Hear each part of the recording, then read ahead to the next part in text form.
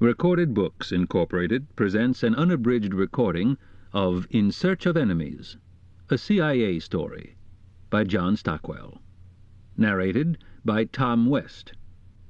This book, copyrighted 1978 by John Stockwell, is recorded by permission of the Elaine Markson Literary Agency.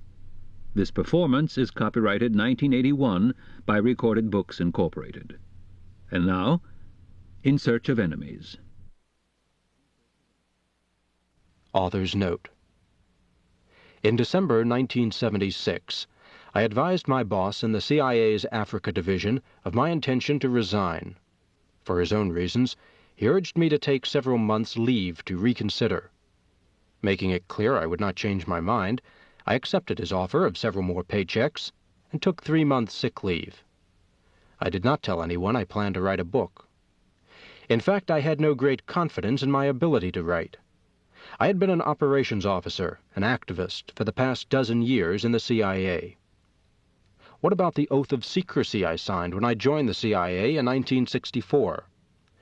I cannot be bound by it for 4 reasons. First, my oath was illegally, fraudulently obtained. My CIA recruiters lied to me about the clandestine services as they swore me in.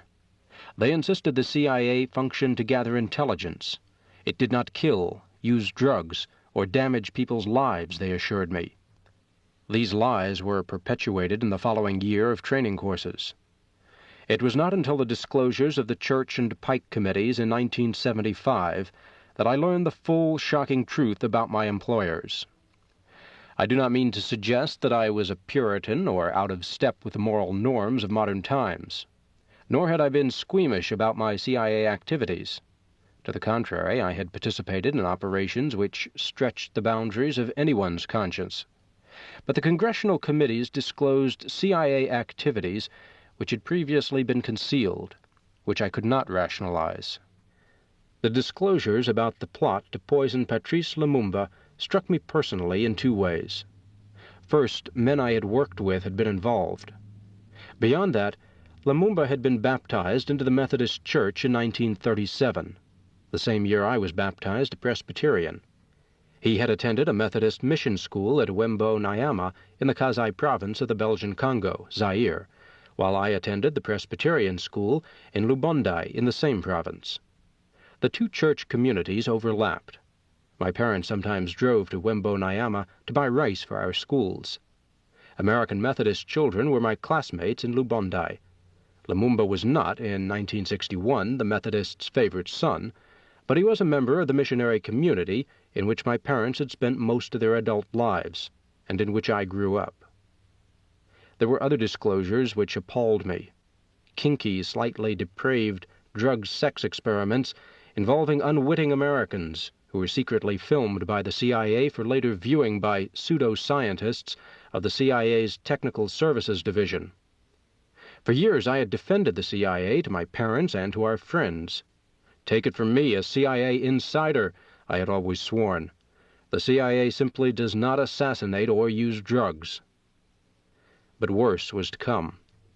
A few short months after the CIA's shameful performance in Vietnam, of which I was part, I was assigned to a managerial position in the CIA's Covert Angola program.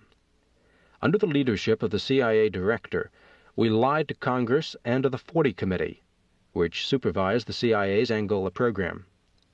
We entered into joint activities with South Africa, and we actively propagandized the American public with cruel results. Americans, misguided by our agents' propaganda, went to fight in Angola in suicidal circumstances. 1 died, leaving a widow and 4 children behind. Our secrecy was designed to keep the American public and press from knowing what we were doing. We fully expected an outcry should they find us out. The CIA's oath of secrecy has been desecrated in recent years, not by authors Philip A.G., Joe Smith, Victor Marchetti, and Frank Snepp, but by the CIA directors who led the CIA. And to keep listening to this audiobook, I've left you a link in the description so you can do it, at no cost thanks to Audible's 30-day free trial.